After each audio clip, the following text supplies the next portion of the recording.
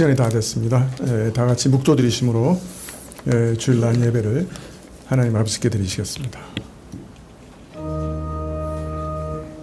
나의 산성이시요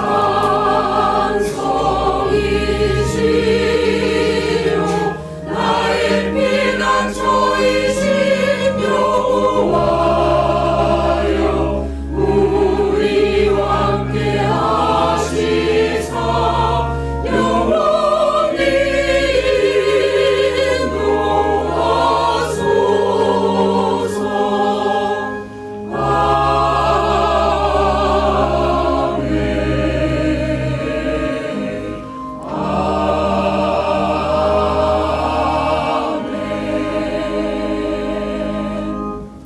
여호와는 내 편이시라 내게 두려움이 없나니 사람이 내게 어찌할꼬.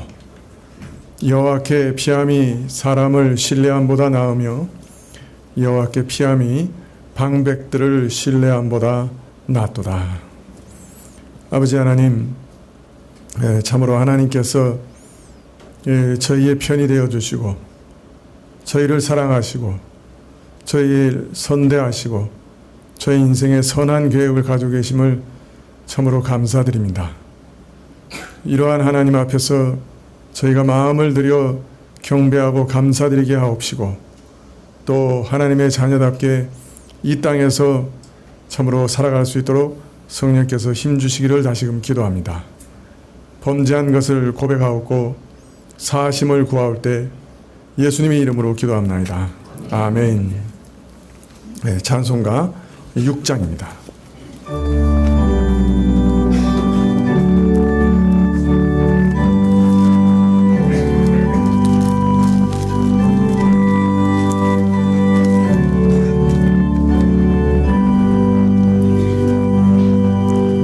찬양 성부 성자 성령 삼위일체신께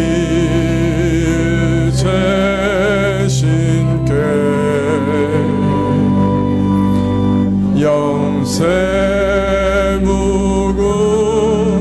아기까지 영광을 돌리세 영광을 돌리세. 교동문은 요한복음 15장 1절부터 8절까지 말씀입니다. 요한복음 15장 1절부터 8절까지 말씀입니다. 내가 참 포도나무요 내 아버지는 그 농부라.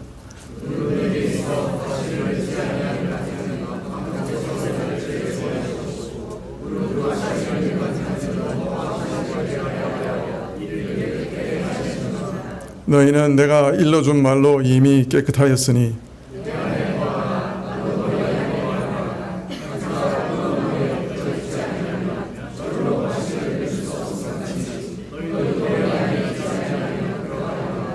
나는 포도나무여 너희는 가지니 저가 내 안에 내가 저 안에 있으면 이 사람은 과실을 많이 맺나니 나를 떠나서는 너희가 아무것도 할 수 없음이라.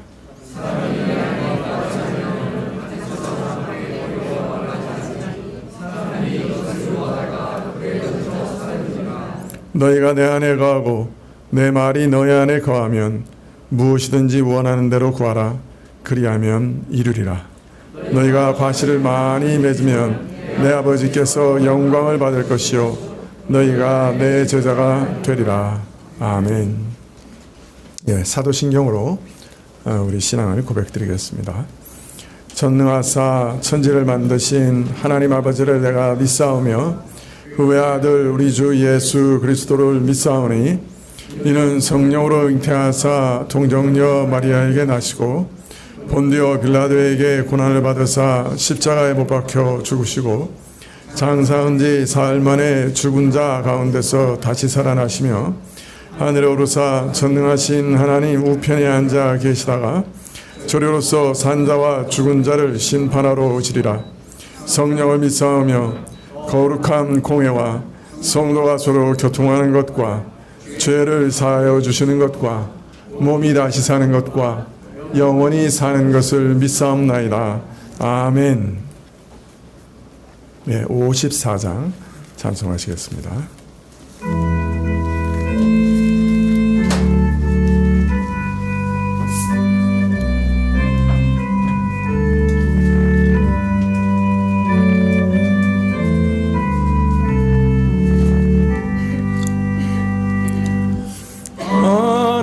하나님이 친히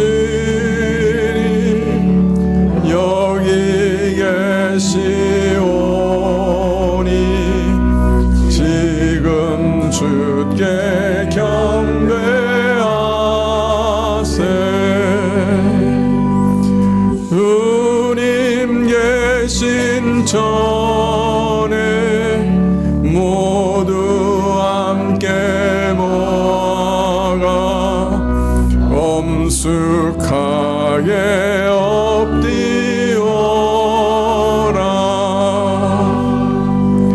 주 홀로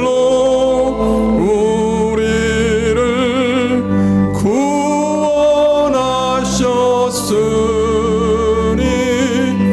길이 찬양하세.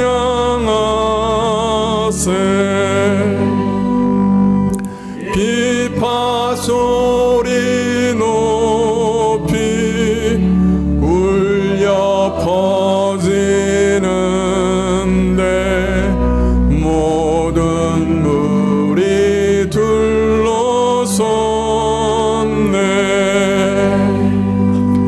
거룩 거룩 거룩 천사들과 함께 천만 성도 노래하네. 주님의 교회가 함께 찬양하리. 주여 받으소서. 복의 근원 되신 거룩하신 주여 내 영혼을 밝히소서.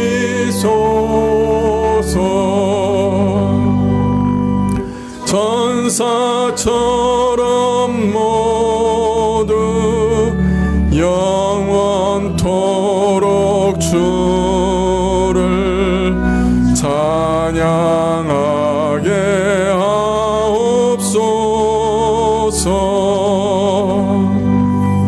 이 생명 다하여 주님만을 위해 살게 하옵소서.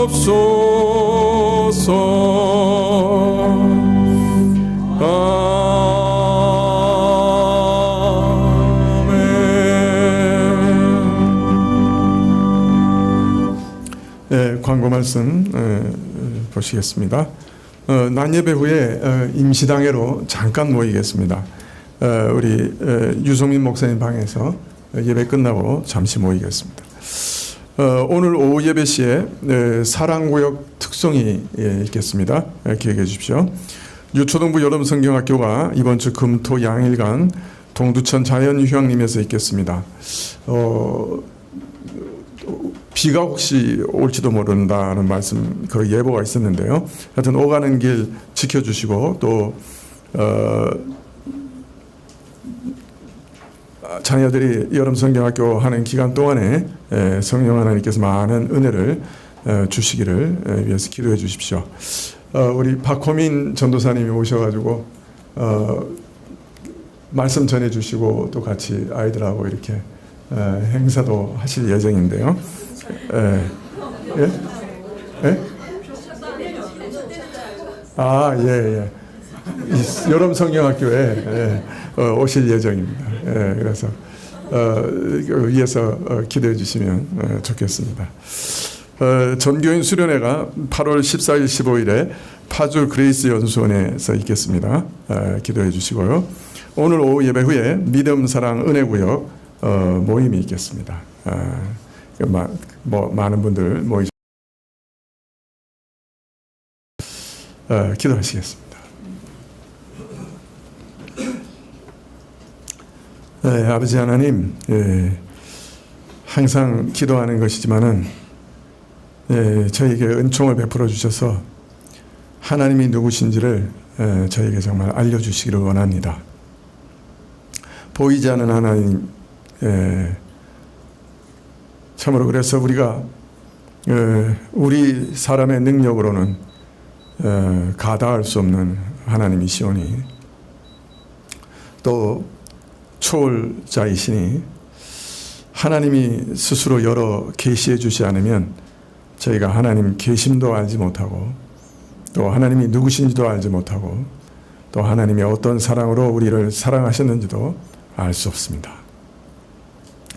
하나님, 저희가 말씀을 듣고 또 읽을 때 계시의 영을 주셔서 우리 마음을 열어주시기를 간절히 기도드립니다. 그래서 하나님이 살아계심도 믿게 해주시고 또 눈으로 보는 것보다 더 확신하게 해주시고 또 하나님이 어떤 분이신지 또 그 성품이 어떠신지 그의 행하신 일이 어떤 것인지 저희가 깊이 깨달을 수 있게 해주시고 특별히 하나님의 사랑을 깊이 깨달아 그 사랑 안에서 저희 마음이 녹아지게 하여 주시기를 간절히 기도드립니다.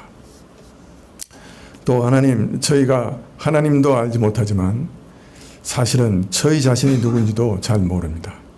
아니, 참으로 중요한 것은 전혀 알지 못합니다. 하나님, 저희 자신의 모습도 마치 거울 없이는 저희 얼굴을 볼 수 없는 것처럼 하나님이 말씀으로 우리 자신을 거울처럼 비추어 주시지 않으면 저희 자신이 누군지 도무지 알 수 없는 것이 저입니다. 하나님의 계명과 말씀 속에서 저희가 저희 자신을 비추어 볼 수 있는 눈을 얻게 해주시고 저희 자신이 얼마나 비참한 자들인지 죄인이라 하는 말이 어떤 말씀인지 왜 죄인인지 저희가 영적으로 얼마나 참 가난한지 저희 가난함을 깊이 깨닫게 해주시고 저희가 얼마나 하나님을 사랑하고 이웃을 사랑하는데 무능력한 자들인지 얼마나 능력이 없는 자들인지 또 그것이 얼마나 무서운 결과를 초래하는 것인지 저희로 깊이 깨닫게 하셔서 온 마음으로 하나님이 주시는 구원을 붙잡을 수 있게 해주십시오. 그리고 날마다 주님을 의지하며 주 예수 그리스도를 닮아가는 그런 은혜를 덧입을 수 있도록 진실로 믿음으로 날마다 순간마다 성령 하나님을 붙잡을 수 있도록 주님께서 역사해 주시기를 간절히 기도드립니다. 주님, 특별히 우리 청년들 참으로 인생의 중요한 고비에 있고 결정을 해야 되고 진로를 결정해야 되고 장래를 위해서 힘쓰는 그때 하나님 알게 해주십시오.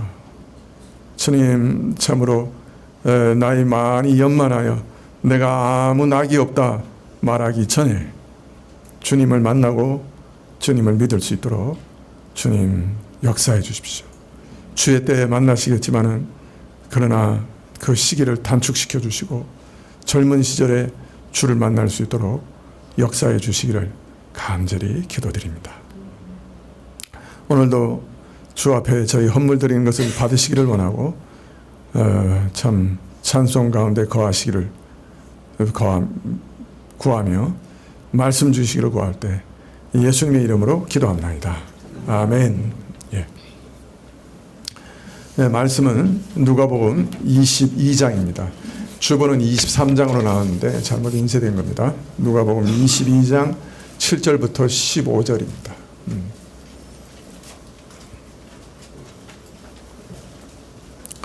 네, 누가복음 22장 7절부터 15절까지 신약 134쪽인데요. 누가복음 22장 7절부터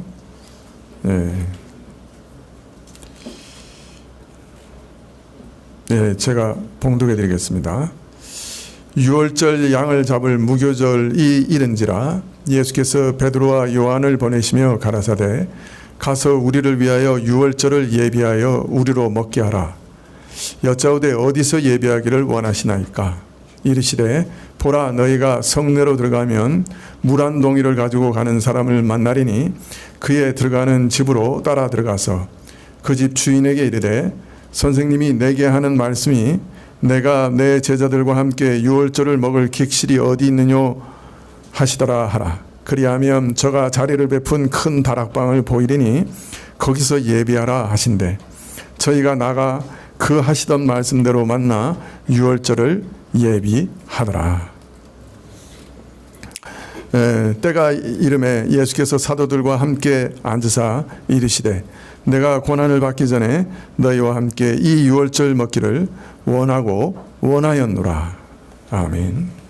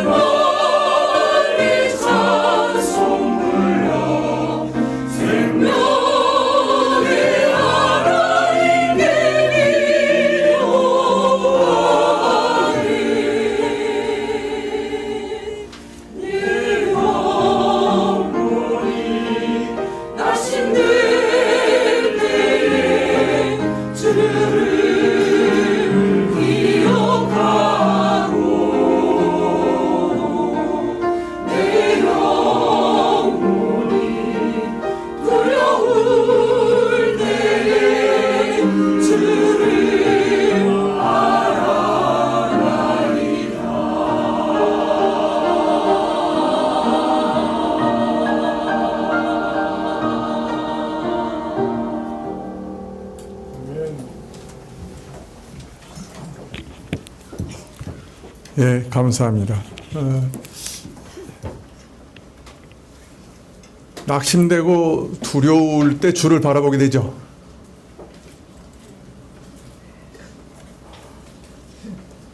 예, 제가 어떤 때는 이제 우리 청년들 보면 억지로 와 있잖아요. 그러니까 부모가 이제 끌고 오니까 그 자리에 앉아 있는 거예요.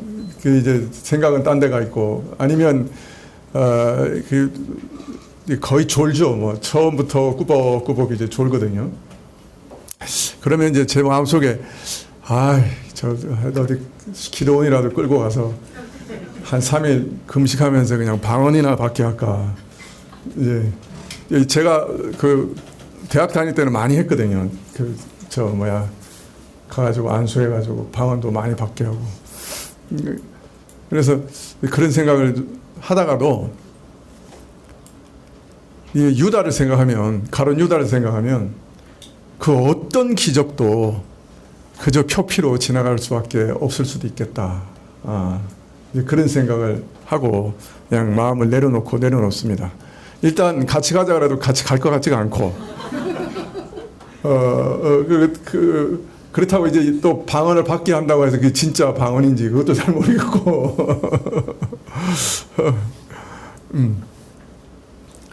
사실 하나님이 자기 자신을 나타내실 때 우리 안에 제일 먼저 하시는 일은 우리를 이렇게 가난하게 하시는 거예요.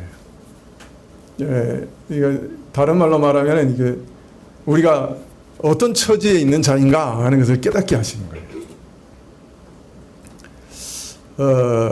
그거 없이는 우리가 절대로 하나님을 의지하지 않습니다. 제가 언젠가 어느 책을 보다가 구약의 그 예언들이 정말로 예수님의 생애와 또 이 인류 역사 가운데 그대로 이루어졌구나 하는 걸 발견하게 됐어요. 깜짝 놀랐죠. 야, 성경 말씀이 정말 이렇게 대단한 거네. 근데 그 다음 순간에 깨달은 게 뭐냐면 그러면 이 성경에서 말씀하시는 모든 계명이 정말 하나님이 말씀하신 거 내가 지켜야 되는 것이네 하는 걸 깨달았어요. 그런데 그 다음 순간에 깨달은 게 뭐냐면 야, 그러면 내가 죄인이네. 이 계명을 날마다 파괴하고 짓밟고 있는 죄인이네 하는 걸 깨달았어요. 근데 그걸로 그친 게 아니고 그 다음 순간에 깨달은 것이 그런데 내가 나를 구원하시러 오신 예수님과 한 번도 어떤 개인적이고 인격적인 관계를 맺어본 적이 없네 하는 것을 깨달았어요. 근데 그 순간에 그 공포감이라고 하는 게 이루 말할 수가 없어요. 야, 내가 이 온 우주에서 홀로 버려진 자고 창조주 하나님과 전혀 관계를 일생 동안 맺어본 적이 없고 나를 구원하시는 예수님하고도 어떤 인격적인 관계도 맺어본 적이 없네 하는 것을 발견했어요. 그때 제가 경험한 공포라고 하는 것은 아마 제 인생에 그런 공포를 경험해 본 적이 없는 것 같아요. 와, 내가 이런 사람이구나. 내가 지금 죽는다고 하면 지옥 밑바닥에 떨어지겠구나. 그때 제가 마음속에서 진심으로 예수님께 나를 구원해 달라고 기도했던 것 같아요. 나를 내 죄를 용서해 주시고 나를 구원해 주십시오. 그때 처음으로 예수님을 내가 이렇게 붙여봤던 것 같아요. 우리 인간이 정말로 하나님 앞에서 내가 어떤 위치에 있는가 하는 것을 발견하는 순간에는 사실은 큰 공포를 느끼게 됩니다. 두려움을 느끼게 되죠. 그래서 그리고 근심하게 되죠. 야, 내가 이대로 있으면 내가 어떻게 될까? 내 영혼이 죽을 수밖에 없구나. 지옥에 갈 수밖에 없구나. 근심하게 되죠. 그래서 예수를 붙잡아요. 그래서 두려움과 근심이 꼭 나쁜 건 아니에요. 그런데 우리가 거기 이르기까지 사실은 그 말씀의 은혜로 그렇게 탁 가면 좋은데 그렇게 되지 않을 때가 많아요. 아주 우리가 이렇게 교만하거든요. 우리 청년들이 왜 예수님이 하나님 살아계신가? 아닌가? 뭐 예수님 믿어야 되나? 이렇게 생각하고 있는 이유는 너무 편해서 그래요.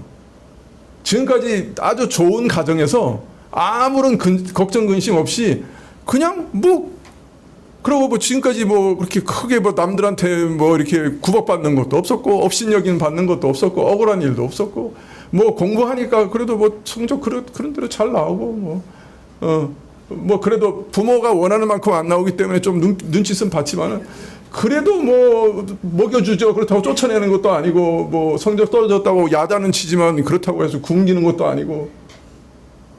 근데 우리 교우들의 삶이 그냥 그래도 아주 뭐 부한 분도 아니고 아주 가난한 분도 그렇게 많지 않고 뭐 그냥 그만 하잖아요. 우리 뭐라 그래요 그거 중산층? 그 정도는 되잖아요 우리. 그리고 또 애들도 다 그 중산층에서 그 별로 걱정 없이 사는 애들 아니에요. 그러니 뭐 자극이 있어요. 뭐 그렇게 간절한 게 있어요. 뭐 근심이 있어요. 뭐 두려움이 있어요. 그러니까 뭐 하나님이 왜 필요해요? 근데 하나님 그런 사람들을 낮추시려고 해요. 내가 얼마나 가난한지 알게 하세요. 그래서 인생에 이제 접어들고 뭐 학교 졸업하고 이러면 사회생활 시작하면 근심도 주시고 두려움도 주시고 낭패도 주시고 실패도 주시고 억울한 일도 당하게 하시고 그래요. 근데 이상하게 그런 일을 통해서 우리를 자꾸 낮추세요. 사실은 자꾸 낮추시는 거예요. 겸손하게 하시는 거예요. 내 자신 주제를 알게 하시는 거예요. 아, 내가 이런 사람이구나. 내가 내 능력으로 살 수 있는 사람이 아니었구나. 이 세상 내 마음대로 되는 게 아니구나. 그러면서 조금씩 겸손하게 하나님께서 내가 어떤 사람인가 하는 것을 알려주시는 계시에 가까이 다가가요. 그래서 근심과 고통이 그렇게 나쁜 건 아니에요. 그래서 언젠가 하나님께서 내가 참 하나님 그 존전에서 내가 지옥으로 떨어질 수밖에 없는 전 무서운 죄인이구나 하는 것을 실감하고 또 깨닫게 하시는 때가 오는 거죠. 근데 그때 뭐 다른 거 아무것도 의지하지 못한다는 것을 깨달을 때 예수님 탁 붙잡게 됩니다. 네. 그 때를 위해서 지금 이제 우리 청년들을 위해서는 계속 설교하는 거예요. 그 순간 인생의 그 어떤 순간 내가 내 스스로 살 수 없다 하는 것을 그 발견하는 순간에 그때 예수님을 바라볼 수 있도록 예수님에 대해서 소개하고 있는 것이죠. 그때가 빨리 오기를 간절히 기도하는데 그때도 하나님이 정하신 것이라 기다리고 있는 거죠. 뭐 부모님들이 속 터지시겠지만은 가룟 유다가 없었던 것이 바로 그거예요. 뭐 아마 열혈 독립군이었을 거예요. 그리고 가난한 자들을 향해서 아주 대단한 열심을 가지고 있었을 거예요. 로마 압제에 대해서 아주 그 불의에 대해서 아주 분노하고 있었을 거예요. 자기 민족을 구해내야 된다고 하는 아주 대단한 열정을 가지고 있었을지도 몰라요. 근데 그게 너무 가득 차서 자기 자신이 누군지를 발견할 수 있는 기회가 없었어요. 예수님 앞에서 예수님이 가르치는 그 말씀 속에서 자신이 지금 어떤 상태에 있는 자인지 하나님 앞에서 자기가 어떤 존재인지 하는 것을 발견할 기회가 없었던 거예요. 그래서 예수는 못 붙잡아요. 그 수많은 기적 속에서 그 많은 말씀 속에서 마음이 가난하고 낮아져 있지 않았기 때문에 하나님의 것으로 채울 기회가 없었어요. 그래서 그걸 멸망하고 말았던 거예요. 그래서 우리 인생에 뭐 이렇게 많은 고난과 근심과 어려움과 그냥 고통이 오는 게 그렇게 나쁜 게 아니에요, 사실은요. 그렇지 않으면 우리가 이렇게 겸손해지지 않거든요, 잘. 그렇다고 해서 뭐 우리 교인들이 이렇게 막 고생하기를 기도하는 사람은 아니에요. 예. 늘 여러분 평안하기를 기도해요.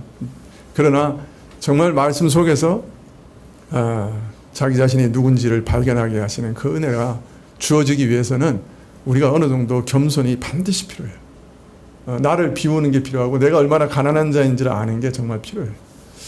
여러분 안에 그런 일들이 이루어지기를 기도합니다. 왜 아무도 아멘 안 해요? 낮아지시는 게 복이에요. 그래서 어떤 때는 질병도 복이고요. 실패하는 것도 복이고요. 옆에서 아주 이상한 사람들 달라붙어서 억울하게 하는 것도 복이에요. 미안해요. 그게 우리 속에서 우리 자신을 발견하게 하는 계기가 되기도 해요. 자, 가룟 유다가 배신했고 드디어 대제사장들은 예수님을 아주 은밀하게 그 대중들과 분리된 상황에서 체포할 수 있는 아주 절호의 기회를 얻게 됐어요. 그래서 위기가 이렇게 고조되는 상황에 유월절 양을 잡을 무교절이 이르게 됐습니다. 오늘 말씀 22장 8절에 보면 예수께서 베드로와 요한을 보내시며 가라사대 가서 우리를 위하여 유월절을 예비하여 우리로 먹게 하라. 여짜오되 어디서 예비하기를 원하시나이까. 대제사장과 유다가 공모하고 그래서 메시아가 유월절 십자가에서 죽으시는 하나님의 뜻이 이제 이루어질 것을 예수님께서 이제 아셨어요. 그런데 이런 위기 앞에서 유월절 만찬을 제자들과 함께 하기를 원하셨습니다. 유월절에는 항상 그 양을 잡고, 그죠? 그 양을 삶아서 먹죠. 그죠? 그리고 쓴 채소와 또 무교병과 뭐 이런 것들을 함께 먹습니다. 그러면 유월절 만찬을 하게 되었는데 모든 이스라엘이 예수님께서는 이 유월절 만찬을 제자들과 함께 먹기를 원하셨던 것이죠. 그것은 이 유월절이 예수님의 죽음과 너무나 깊은 관계가 있었기 때문입니다. 유월절 날 죽는 그 어린 양은 사실은 예수님이 앞으로 우리를 대신해서 죽으실 거를 계속해서 보여주는 상징이고 그림이었고 모형이었거든요. 그리고 그 모형을 이제 완성하고 성취하실 예수님께서 바로 그 죽음 직전에 그 유월절 양을 잡는 유월절 만찬을 통해서 자신의 죽음의 의미를 명백하게 드러내기를 원하셨던 것이죠.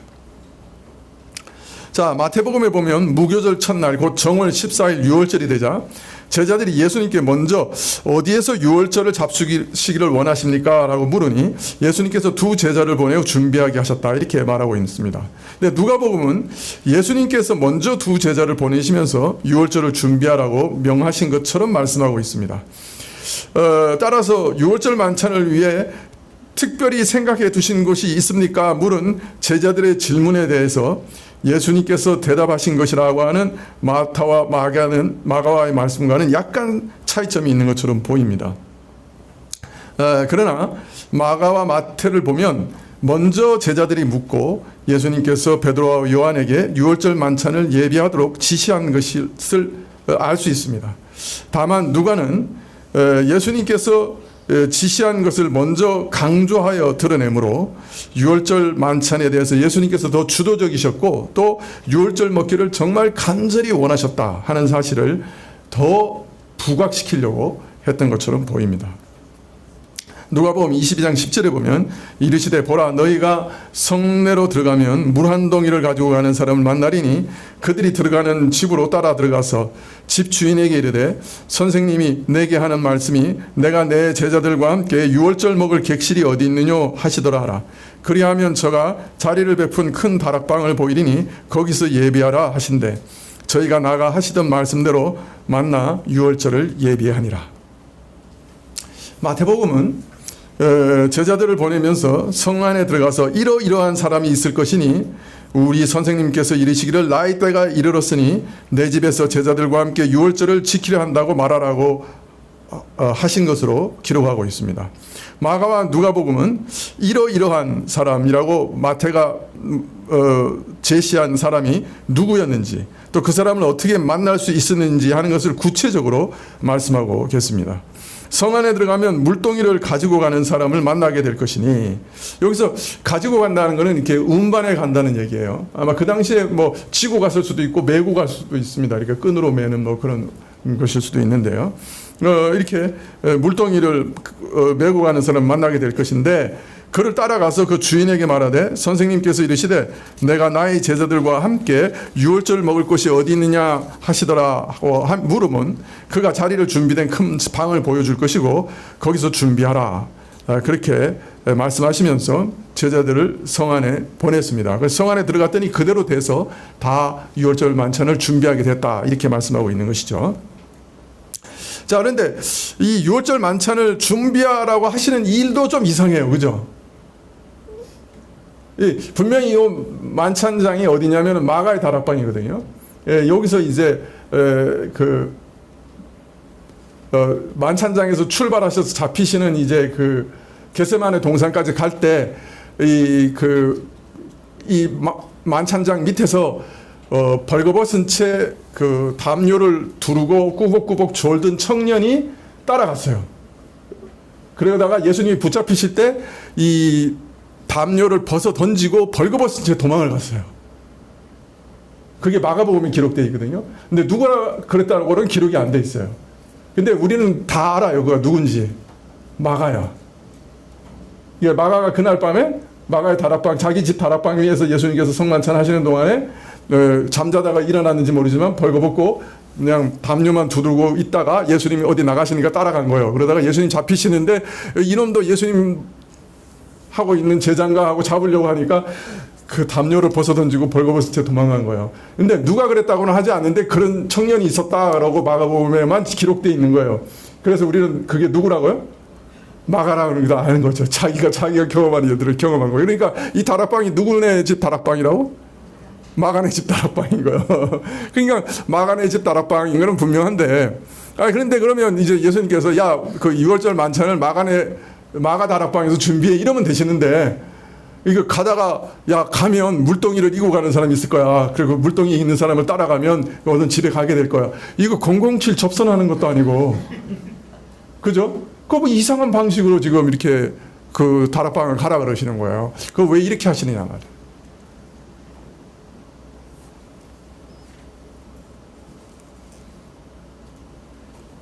당시에는 집에 수도 시설이 없으니까 가정에서 물동이를 가지고 물을 다 날랐을 거예요. 자, 그러니까 성 안에 들어가면 물동이를 가지고 물을 나르는 사람이 한두 명이었을까요? 여러 명 있었을까요? 그 집에 모든 집에 수도 시설이 없어. 이제 잔치가 곧 일어나는 때인데 물은 많이 필요해. 온 동네에 물동이를 나르는 사람이 한두 사람일까요? 여러 사람이었을까요? 그 여러 사람인데 어떻게 그 사람인 줄 알고 따라가?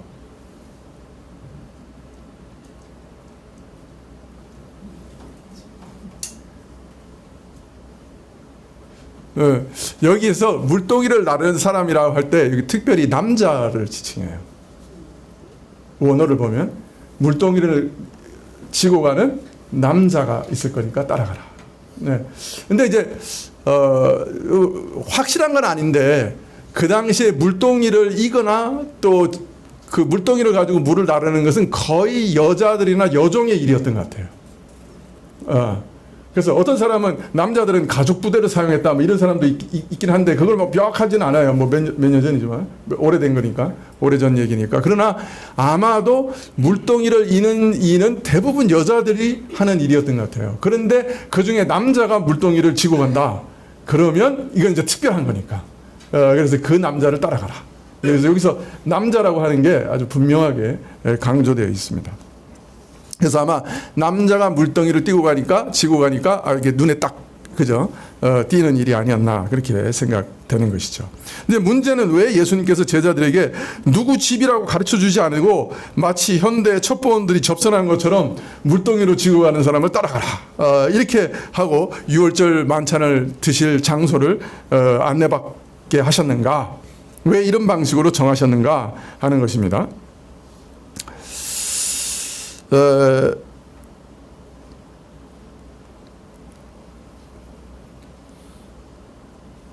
왜 그러셨을까요?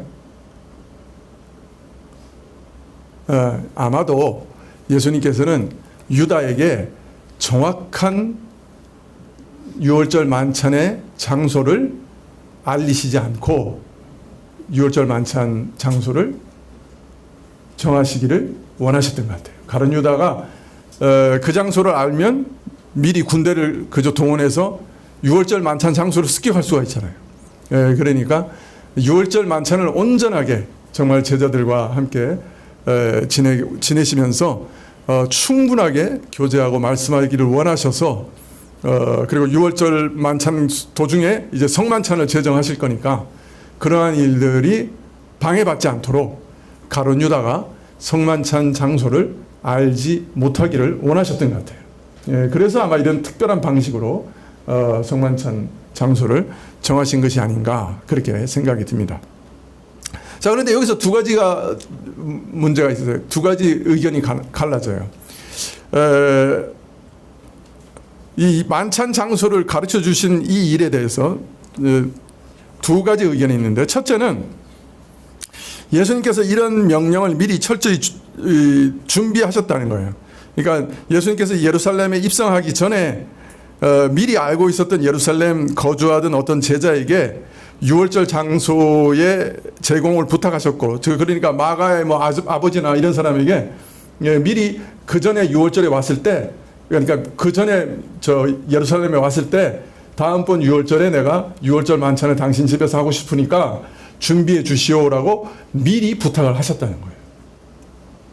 그래서 약속한 때가 되자 베드로와 요한을 보내서 그 집을 이런 방식으로 찾아가게 하셨다. 물론 그것도 기적이죠, 그죠? 물동이를 이고 갈 것을 그것까지 약속하셨는지 모르지만은 하여튼 그런 것을 아시고 그 집을 따라가면 이제 약속한 마가의 집에 다락방에 갈 수 있을 것이다, 이렇게 생각을 하셨다는 겁니다. 두 번째 해석은 예수님께서 초자연적인 신적 전지성으로 이 일을 아셨다는 거예요. 즉 사전에 어떤 사람과 미리 만날 계획을 세우지는 않았지만은 베드로와 요한이 거리에 나서면 예수님과 그의 제자 베드로 요한을 알고 있는 어떤 사람을 만날 수 그러니까 예수님과 그의 제자 베드로와 요한을 알고 있는 어떤 사람을 만날 수 있다는 사실을 신적 예지 능력으로 아셨다는 겁니다. 즉 유대인들은 나그네를 대접하는 것은 관습이었고 큰 미덕으로 여겨졌기 때문에 비록 사전에 부탁은 없었지만 예수님을 아는 이 집주인은 즉각적으로 제자들의 요구에 응하고 유월절 자리를 마련하게 되었다, 그렇게 이해하는 것이죠. 그러니까 예수님이 사전에 어떤 구체적인 부탁 없이 유월절 만찬이 예비되어 있다고 하는 것을 아셨고, 만찬을 예비할 집을 찾는 과정도 하나님에 의해 인도하고 마련하게 하셨다 하는 것이죠. 충분히 이 집이면 유월절 만찬을 준비할 수 있으리라 하는 그런 집을 이런 방식으로 찾게 하셨던 것이죠. 뜻깊은 유월절이 사람의 뜻을 초월해서 하나님의 뜻과 성령의 결정과 인도와 진행 가운데 준비되게 하셨다. 그래서 누가가 이렇게 이런 과정을 기록하고 있는 것은 이것도 하나의 특별한 기적이었다 하는 것을 드러내기 위해서 이렇게 자세히 기록하고 있다, 이렇게 생각하는 겁니다. 어느 쪽이 맞을까요? 예수님이 미리 부탁하셨을까요? 아니면 이것은 온전히 그냥 부탁하지 않으셨는데 기적적으로 예비된 것일까요? 두 가지 다 가능성이 있지만은 제가 생각하기에는 전자가 더 가능성이 높다고 생각합니다. 아마 예수님께서 주인에게 사전에 부탁하셨다. 왜냐하면 집주인이 미리 준비된 사람이었기 때문이죠. 물동이를 운반하는 사람을 만나서 무조건 따라갔고, 그 집 주인은 영문도 모른 채 예수님의 느닷없는 요청을 받았고, 그래서 즉시 수락하고 준비한 것이 아닐 것이라 생각이 듭니다. 왜냐하면 집주인에게 이르시되 선생님이 내게 하는 말씀이 내가 내 제자들과 함께 유월절을 먹을 객실이 어디 있느뇨 하시더라 하라. 그리하면 저가 자리를 베푼 큰 다락방을 보이리니 거기서 예비하라. 마치 주문해 놓은 객실이 어디 있어? 라고 묻는 것 같아요, 이 말씀은. 예.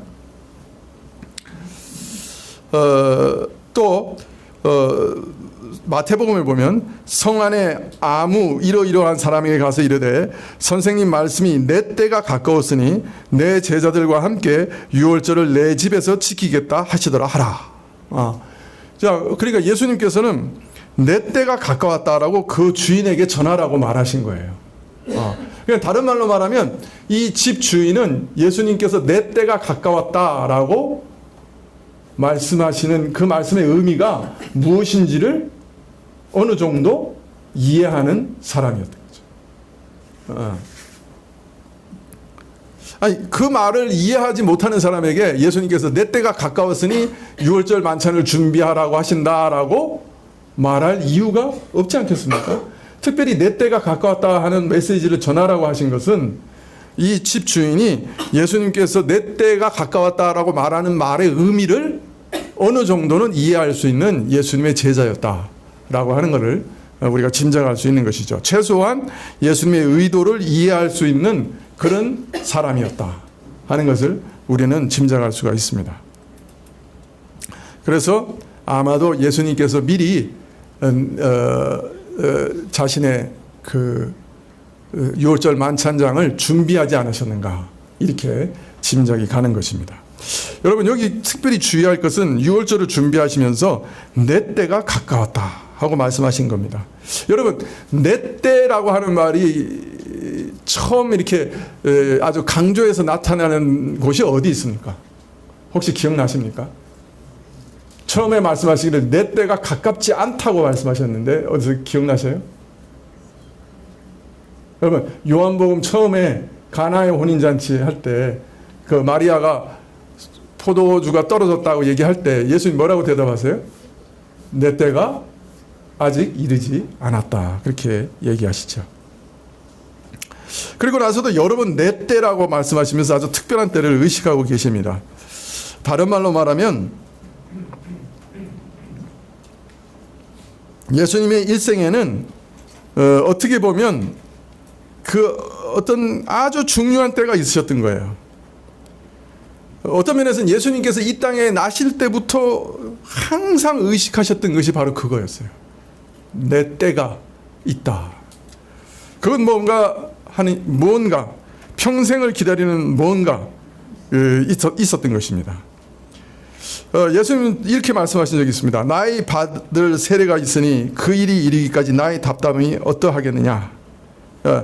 그러니까 그 때를 생각하시면서 그 때가 오기를 기다리시면서 어떤 면에서는 아주 답답해 하셨어요. 참 눌리셨어요. 큰 짐 같았어요. 마음을 짓눌렀어요. 근데 그 일이 이제 드디어 성취될 때가 온 거예요. 그래서 내 때가 가까웠다라고 말씀하신 거예요. 예. 그리고 그것이 유월절과 아주 밀접한 관계가 있기 때문에 유월절 만찬을 준비하시면서 내 때가 가까웠다. 그렇게 말씀을 하셨던 것입니다. 그때가 어떤 때죠? 예수님께서 십자가에서 죽으실 때였던 거죠.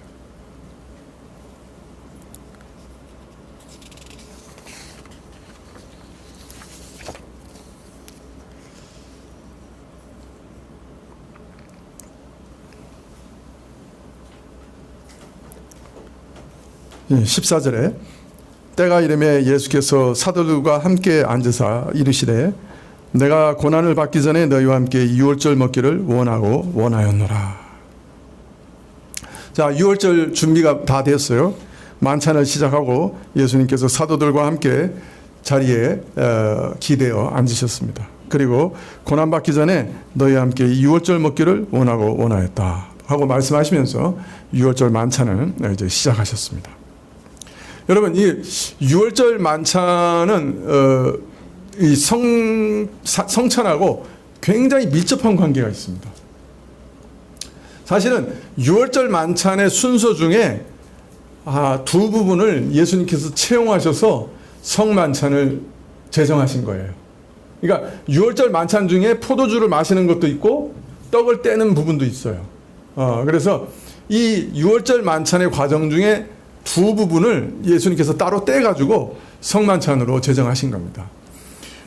요즘 유대인들이 지키는 유월절 의식 절차가 언제 확립되고 확실하게 됐는지는 참 말하기 어렵습니다만은, 그리고 성전이 파괴되고 온 세상에서 흩어져 유랑 생활을 하는 동안에 유대인들이 겪었던 여러 가지 일과 사정으로 인해서 본래 유월절 지키는 의식의 원형이 어느 정도 변형된 것이 아닌가 생각할 수도 있습니다만은, 그러나 오늘날 유대인들이 이 유월절을 지키는 그 절차를 조금 살펴보면 지금도 그 당시에 그 만찬과 예수님이 지키셨던 만찬과 매우 흡사하다 하는 것을 알 수가 있습니다.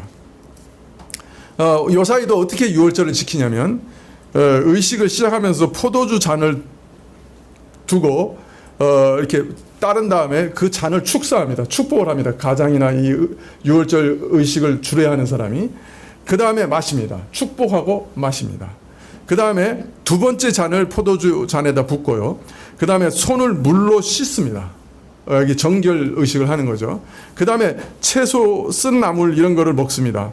그 다음에 무교병을 떼어 먹습니다. 뗀다고 할 때 그게 단단한 이런 빵이기 때문에 부서뜨리는 거예요. 그래서 원래 뜻은 부서뜨립니다.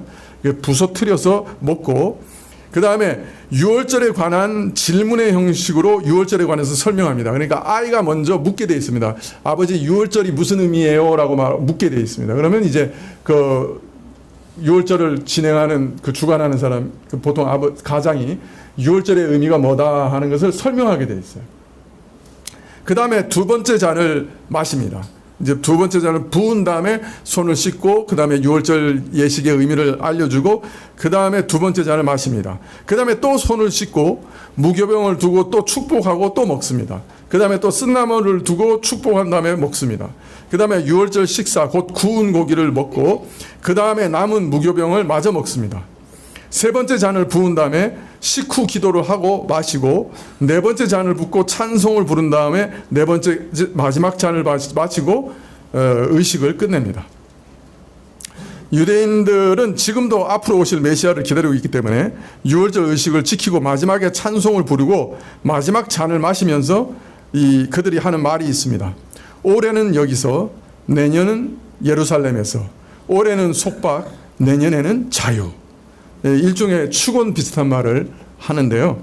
그 말은 내년 유월절이 되기 전에 메시아가 오셔서 다음 유월절은 모든 이스라엘 백성이 예루살렘에서 지키기를 바란다 하는 그런 뜻의 소원을 마지막으로 말하는 겁니다. 그래서 오늘은 여기서, 내년에는 예루살렘에서, 올해는 속박, 내년에는 자유. 이렇게 말하고 거기 이제 예식을 끝내게 되는 것이죠. 그래서 요즘 유대인들이 지키는 유월절은 15단계를 거쳐서 유월절을 지킵니다. 상당히 복잡한 의식이죠. 근데 이제 뭐 지금 이미 메시아가 오셨기 때문에 이 유월절 다 폐지된 것도 모르면서 그 유월절 의식을 지금도 지키고 있는 거죠. 그렇기 때문에 그 절차뿐만 아니라 내용도 이제 성경상 거리가 많이 멀어진 것들이 있습니다만은 우리가 그래서 이런 거 뭐 받아들일 수도 없죠. 그러나 예수님께서 마지막으로 지키신 유월절에 대한 복음서의 기록과 비교할 경우 예수님 당시의 그 절차가 이렇게 복잡하지 않았을지 모르지만 대충 큰 뼈대에 있어서는 일치한다는 인상을 받습니다. 그래서 4번 포도주를 붓고 이렇게 마시는데, 아마 예수님도 아마 그 4번 정도 포도주 잔을 나누신 게 아닌가 생각이 들어요. 그런데 이제 아마 성만찬은 3번째나 4번째 잔을 가지고 제정하신 것 같아요. 그래서 유월절 의식이 매우 지금 지키고 있는 것과도 큰 차이가 없지 않을까 이런 생각도 들고요. 그 다음에 예수님께서 세족식을 기록하고 있는데, 식사하신 후에 예수님께서 허리를 동이시고 대야에 물을 들고 와서 제자들의 발을 씻겼다, 그런 내용입니다만은, 유대인들 의식으로 따지면 유월절에 2번 손을 씻잖아요. 이게 정결 의식이거든요. 그런 정결 의식과 이 세족식이 밀접한 관계가 있는 것으로 보입니다.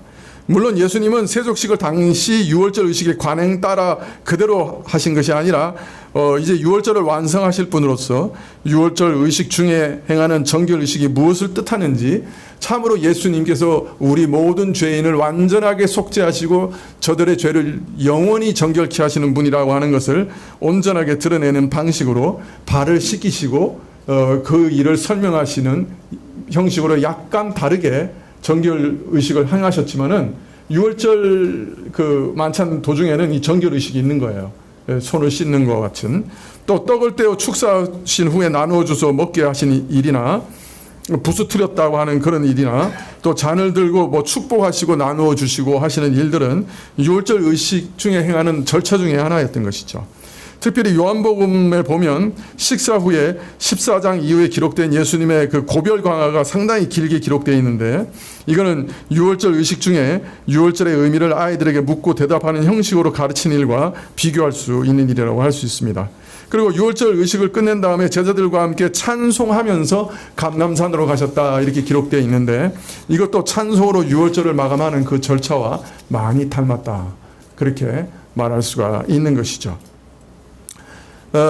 물론 이스라엘의 유월절은 과거에 하나님께서 이스라엘을 애굽에서 구원하신 일을 기념하고 또 앞으로 있을 완전한 구원을 기대하는 그런 절기였습니다.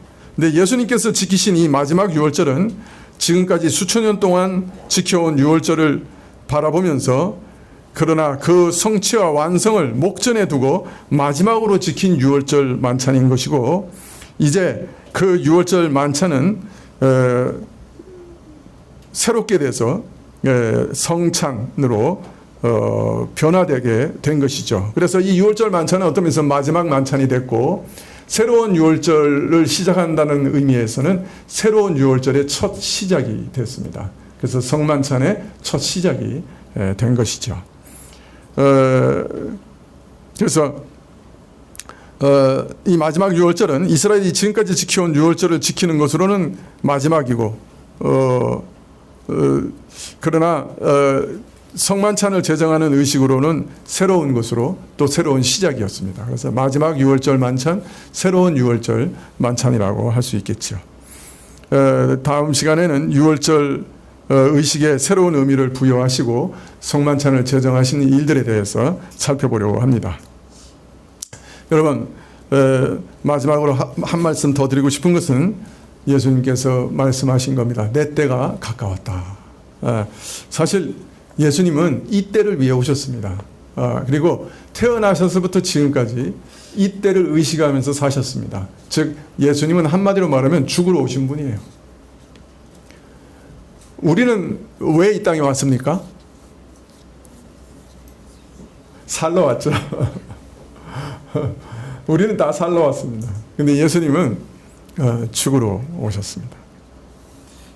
창조주이신 분이 율법을 만드셔서 우리에게 주신 분이 사람이 되셔서 그런데 사람이 되시되 죽으러 오셨습니다. 왜 죽으러 오셨습니까?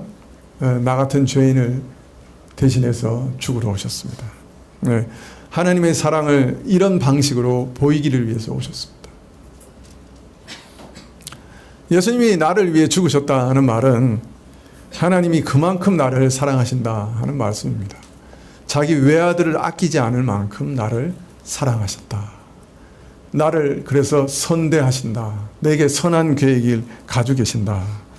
그 말씀입니다. 여러분, 이런 하나님의 간곡한 사랑을 들으면서도 아무 관심도 없고 이 사랑에 대해서 영접하지 않는다고 하면 아마 이것은 우리 인간이 지을 수 있는 죄 중에 가장 큰 죄가 될 겁니다.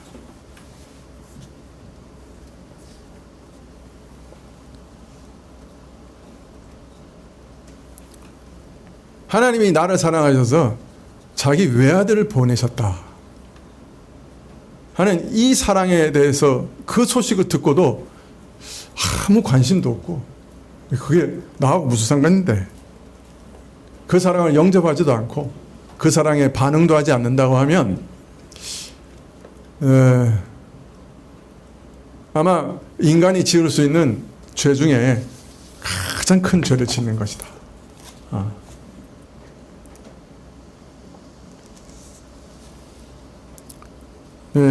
그래서 오늘도 말씀드립니다. 여러분, 하나님이 여러분 사랑하셨어요. 얼마나 사랑하셨느냐? 자기 외아들을 죽이려고 보내셨습니다. 그 아들은 일평생 그 죽음을 의식하면서 사셨고 우리를 위해서 자신의 목숨을 기꺼이 내어놓으셨습니다. 오늘 이 일에 관심 가지는 모든 사람들에게 성령은 오셔서 이 사실을 우리 안에 증거해 주십니다. 그러므로 여러분, 예수님이 이 사랑에 관심 가지시고 좀 살펴보시면 좋겠어요. 그리고 무엇보다 이 사랑을 여러분 마음에 영접하시면 좋겠어요. 예수님을 영접하시면 좋겠어요. 예수님 내게 오십시오. 그리고 그 사랑을 내게 좀 더 깊이 알려주십시오. 그렇게 반응하시면 좋겠어요.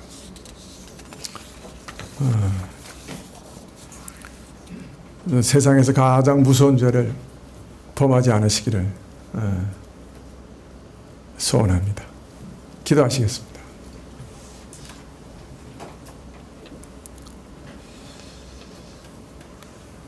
아버지 하나님, 참 자신의 아들을 죽이기 위해 보내신 그 아버지의 마음을 우리는 다 이해할 수 없습니다. 그러나 그 가운데 분명 하나님의 선하심과 사랑이 감추어져 있고 묻어 있는 것은 짐작할 수 있습니다. 아들을 보내시기까지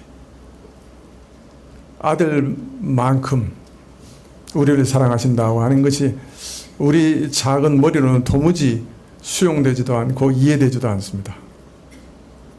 그러나 우리 마음을 여셔서 그 사랑이 우리 마음을 두드리게 하시고 그 사랑을 우리 마음이, 우리 감정이, 우리 이성이 영접할 수 있도록 도와주십시오. 그 사랑이 느껴지고 경험될 수 있도록 허락해 주시기를 원합니다. 그것이 어떤 방식이 되든지, 어떤 사건을 통해서든지, 어떤 말씀을 통해서든지, 어떤 방식으로 이어질지 모르지만은 이 아들을 보내신 하나님의 사랑이 우리 마음을 두들기게 하시고 그 사랑을 영접하고 받아 누릴 수 있도록 도와주십시오. 예수님의 이름으로 기도합나이다. 아멘. 407장 찬송하시겠습니다.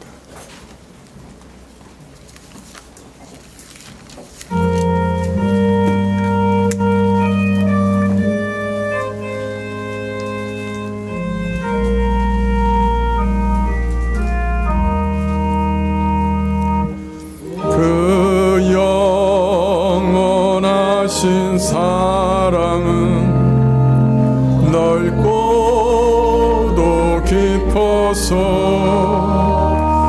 늘 나눠줘도 여전히 다함이 없도다.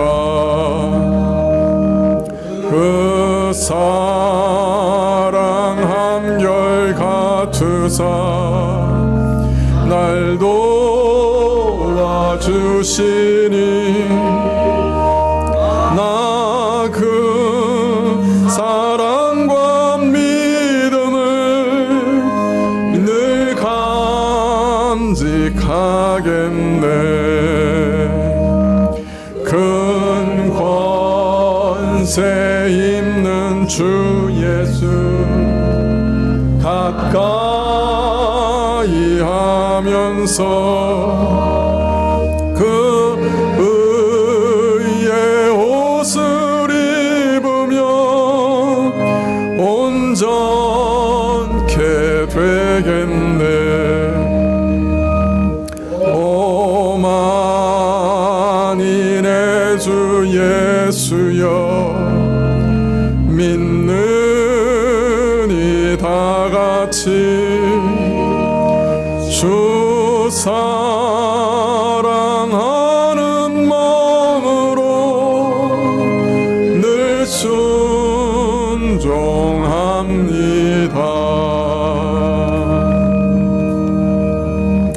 지금은 우리 주 예수 그리스도의 은혜와 하나님 아버지의 그 크신 사랑과 이 은혜와 사랑을 깨닫게 하시고 누리게 하시는 성령님의 교통하시고 역사하심이 오늘도 하나님께서 사랑하신다 하는 말씀을 듣고 머리 숙인 주의 백성들 위해 지금부터 영원까지 함께 계실지어다. 아멘.